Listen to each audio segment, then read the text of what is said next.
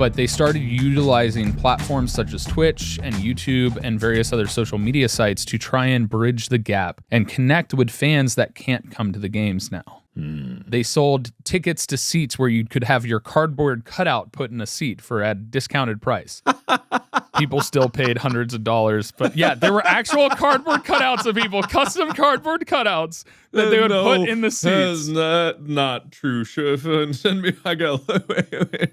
What was it? Basketball? Did you say basketball? It was basketball. It was football. It was baseball. All of them did it. I think baseball was the first one who did it. Oh wait, in stadium. Hang on. Cardboard cutout sports seats. Yeah. This was a thing. This is a dogs. There's dogs in this one. Yeah, that was dog day at the ballpark. They had dog day at the ballpark, and they did dog cutouts too. Oh man. That's the saddest thing. But you have to understand too, like for the players, they're used to having a crowd cheering for. That's the most pathetic thing I've ever seen in my life.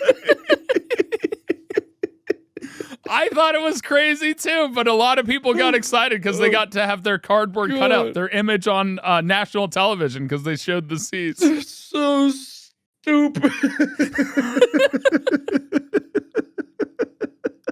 Well, here's. Did they play fake crowd sounds over the speakers? Yes.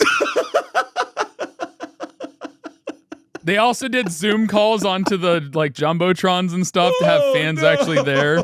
During commercial breaks, they would use Zoom to have people celebrating like when somebody scored a touchdown or whatnot. Oh, that's so sad. What do they do with all the cardboard cutouts?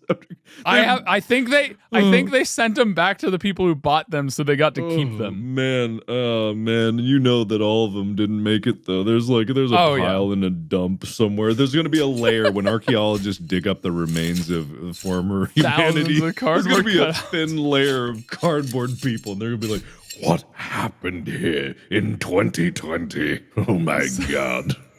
Everybody was obsessed with themselves. My goodness. The reason they did this was twofold. All right. So for one, it was for making money so that fans bought these. But for two, like these athletes are used to having crowds and it's hard to play a sport without like people excited for you to play in the sport. It's like you get energy from the crowd. You know, it's just like when we did tour, we got energy from the crowd. When people laughed, we were like, yeah, we're doing it. And when they didn't laugh, even though they might have thought it was funny, it was like, oh no, we're terrible.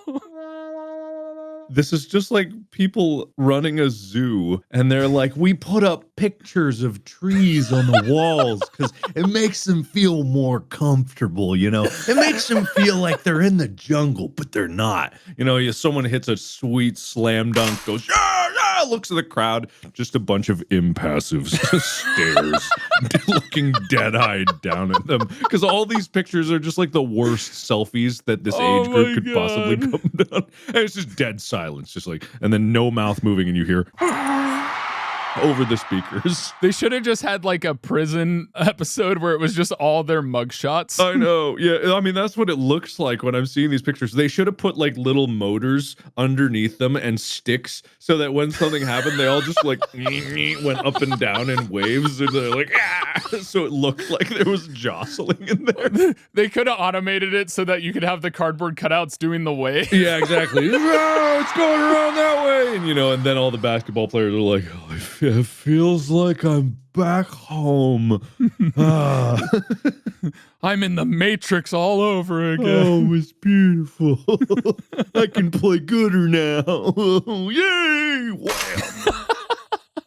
So they did that, but there were a lot of players that, you know, for fan engagement and probably because they were bored, would go over and sign people's faces and cardboard cutout stuff. There were instances where somebody fell into the stands and broke somebody's cardboard cutout and...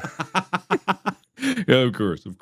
And then they, you know, those players, they got in the habit, and then they just, now that fans are back in the stadium, they just go over and sign someone's face. The other person's like, yeah, he signed my face.